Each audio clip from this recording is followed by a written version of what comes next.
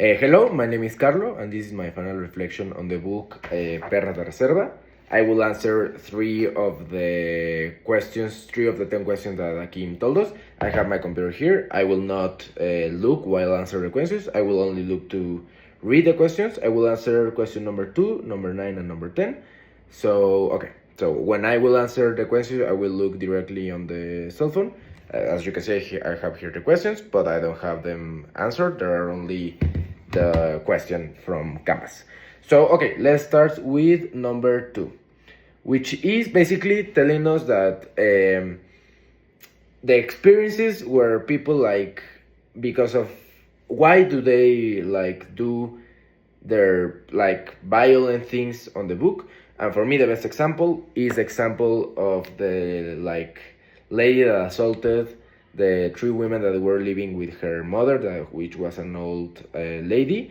Well, for beginning, it was really interesting to see first the point of view of the women and then seeing the point of view of the girl and why did she did that. Because at first you can see it like, okay, so she was like a crazy lady which only wanted to like kill those persons. But then you look at her story and then you see how her father was like a really bad person and a irresponsible father, which basically pregnant her mother like with no like hesitation, and then ended up like abandonándolas. So he abandoned her family, and well, her mother had to live out of something.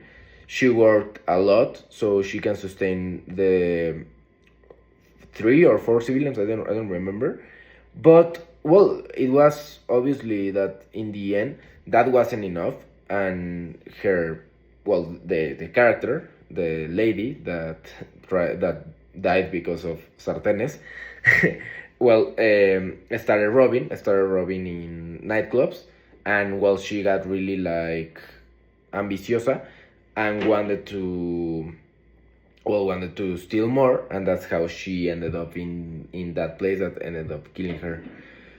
So for me, this is the best example because she isn't necessarily a bad person, but she wanted to help her family, and this is something that is really common in Mexico, like robbing because of necessity, not because you want to hurt anyone.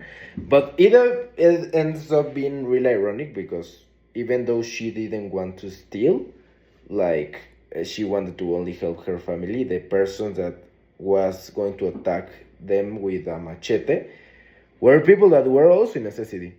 So it's really interesting seeing how she wanting to help her family almost ended up like hurting a lot other family, because some of the maybe people that attacked on the nightclub are really a necessity, or for them isn't a big deal, but for those ladies were a big deal. So I think this is a really great example of someone that isn't like necessarily bad, just want to help her family, but unfortunately the way of doing it is, well, it can be harmful for people. Okay, so next question.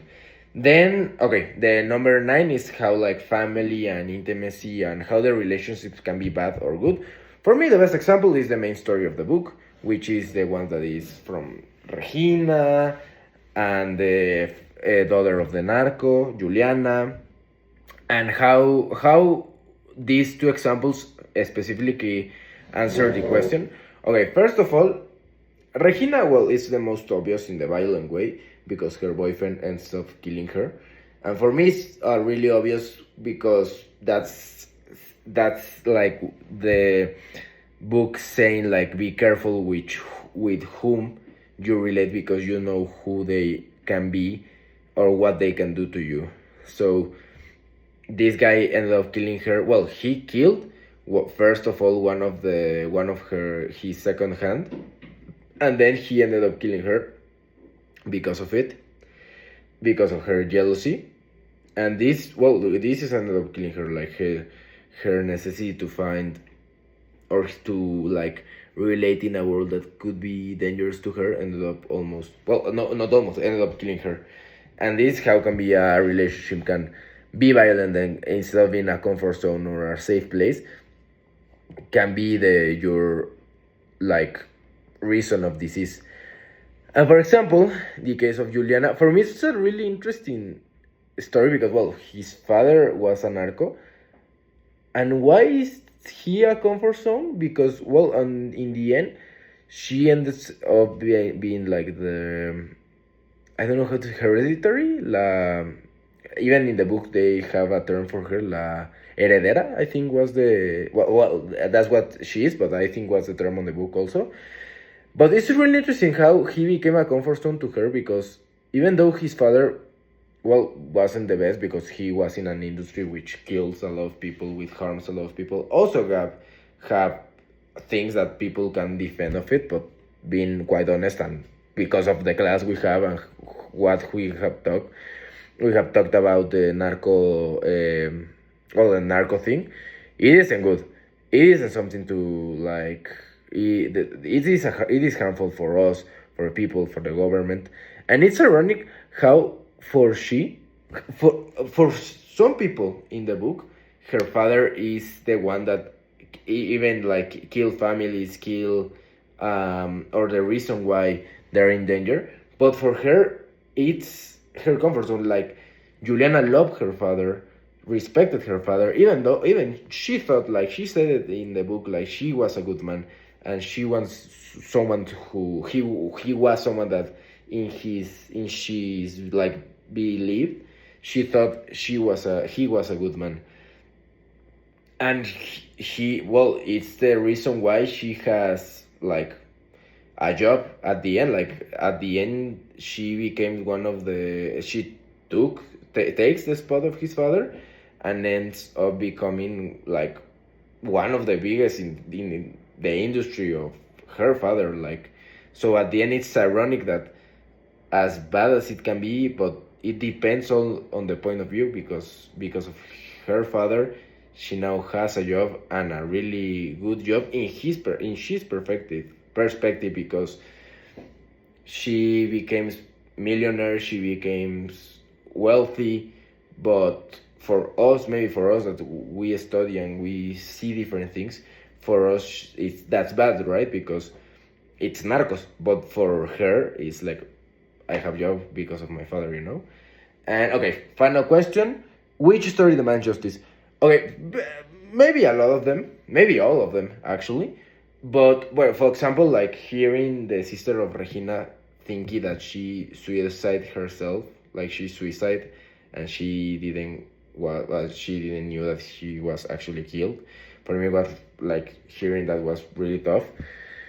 But I think besides Regina's story, a story also it's really important to mention the one from the girl who worked at the fabric. I don't think it's fabric at the fabrica. The one that got kidnapped by the bus driver and got raped on the desert. Well, raped and killed off in the desert.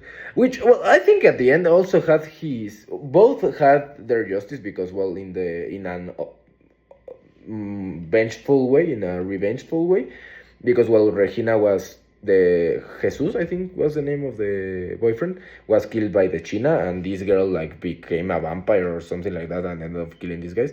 But taking it in a perspective of real life, like girls got or women got like this can happen in real life.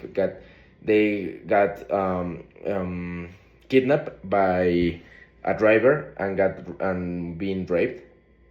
This is something that happens in real life, and in real life they don't become vampires and end up killing them. So for me, that's a case that actually we as people, we as someone who has like read this book, have to point out also the case of the girl that was transsexual and that got killed, and like okay, they like didn't happen much because like well, their body got raped, and I think the main message of that story is that she for her was like sad that for all instead of saying like oh Julia, it's like oh a guy. But these two are examples of something that didn't get justice because like for example the vampire girl, she got justice for herself, but in real life they how many more girls did those guys rape, and how many more girls did those guys rape and killed without everyone ever noticing. So for me, are those are two examples of that should have served justice, and yeah, that will be all for me.